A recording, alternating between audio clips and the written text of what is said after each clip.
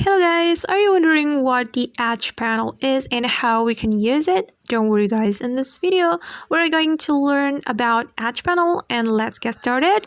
So Edge panels is a shortcut tab you can find in any Samsung Galaxy device that allows you to open your favorite apps quickly and easily. Now let's practice how we can activate the Edge panels.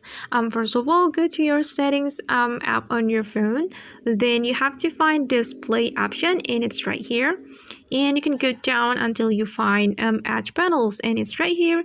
Just click on the this toggle button to activate the Edge panels.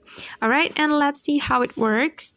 We have to swipe our screen like this to make the shortcut appear, and we can get quick access to our favorite apps on our phone. And let's practice it one more time, guys.